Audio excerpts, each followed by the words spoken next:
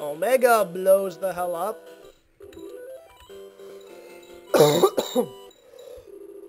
We continue. Now, the spell of the sun stones has been lifted. That means that those big stones that were shaped like suns, big surprise, they now move, meaning we can now access the second half of the sand zone, which is the hard half. This is the easy half. The easy half, the end of the easy half, is marked by the sunstones moving.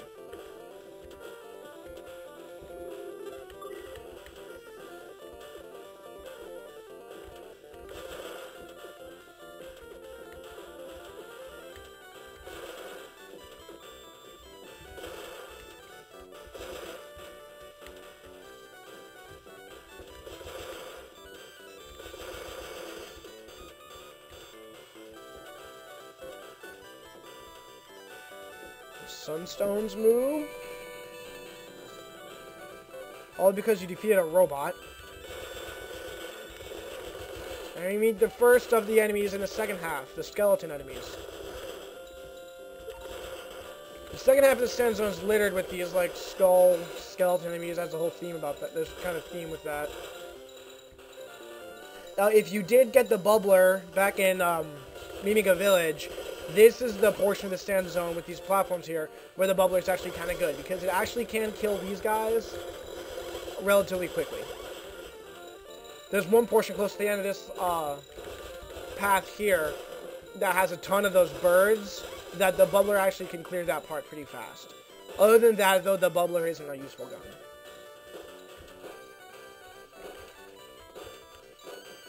Again, more skeleton enemies.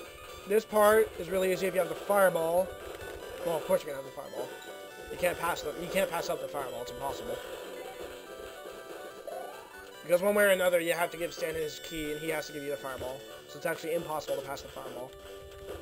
Shoot! What am I doing? Ah! Keep getting hit by this guy.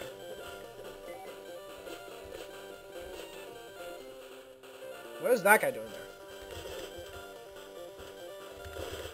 No, he's dead. Fireballs are a very useful weapon on hills. This is the portion where the bubbler is good. The level 3 of the bubbler can spray out this huge mishmash of these like little bullets. But it can spray them out in a group of like 20 if you take the time to do so. It can actually kill this huge flock of birds very fast. Now, I'm just gonna do it with the Polar Star because I don't have the bubbler. I don't really care about the bubbler. Because like I said, aside from this part, the bubbler is not useful.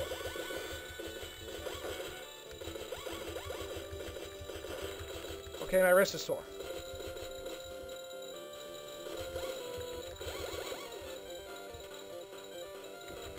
Yes, there were death traps down there, but they're easy to avoid. That door comes into play in a little bit here. This part marks the beginning of the whole dog hunting part that I mentioned earlier. Oops.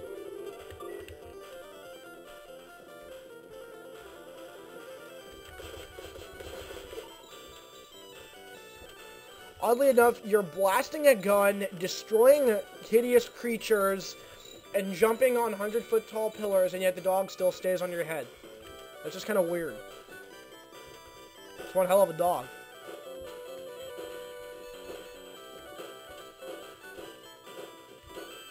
Bird comes out of nowhere. Those armadillo guys are like the least threatening enemy in the entire game. You can entirely pass them up, actually, as long as you don't fall on the ground there.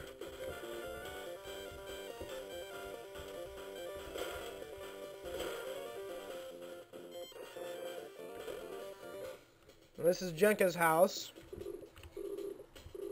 Now, you actually have to give her that puppy before you begin the entire dog hunting thing. Oh yeah, Balos comes, but you don't actually fight him. The dog just makes a bunch of annoying noises.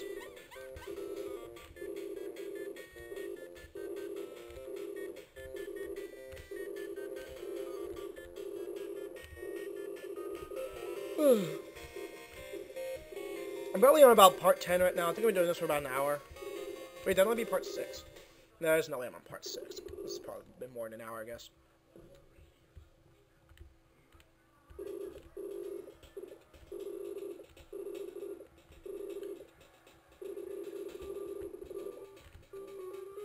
Now, the dog hunting thing is one of my least favorite parts of this game. It is so annoying.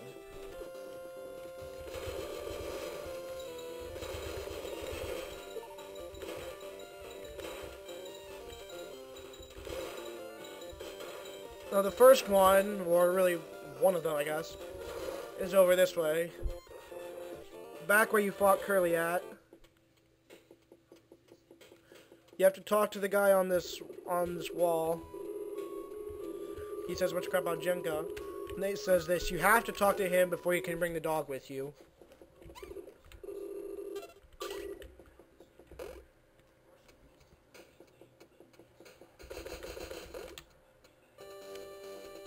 Why do I have caps lock on? Must I hit that inadvertently.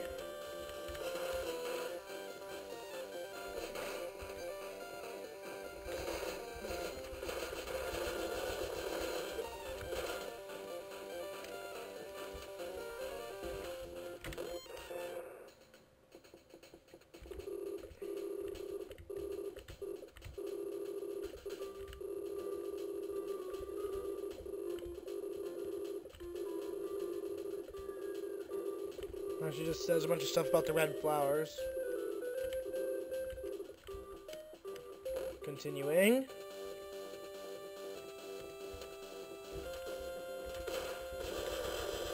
Wait, no, wait, shoot, I'm going the wrong way.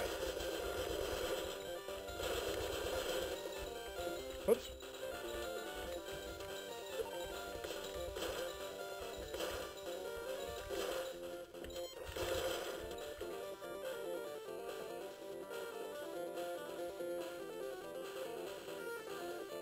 There's this pretty long hidden path to go through. Reward is a life capsule, which is the important thing. Well, non-story important thing. And there's a dog in a treasure chest. Yeah, it's in a treasure chest.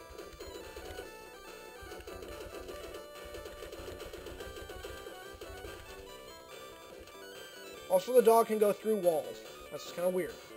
It's a psychic dog.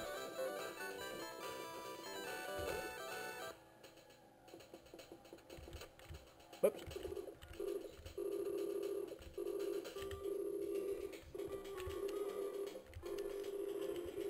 And then as you give her more of these puppies, she just says more about the frenzied mimigas and stuff, and the tale of what happened with the red flowers and the robots.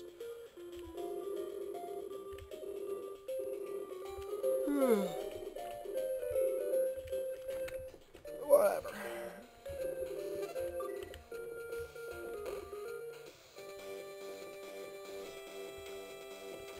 Now come the two annoying puppies.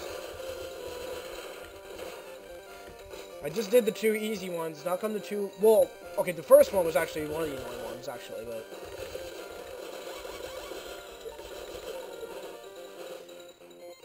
To get one of them, you just have to travel across the entire bottom of this, destroying all the enemies you see, because you're going to want to.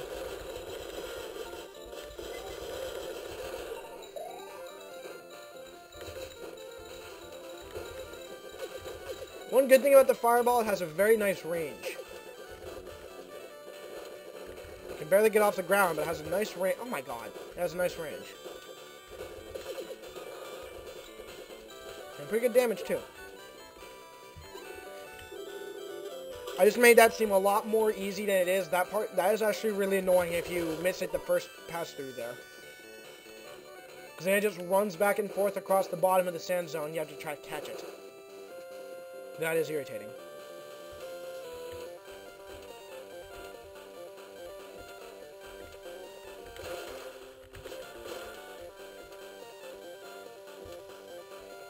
I can't wait to fight Balos again.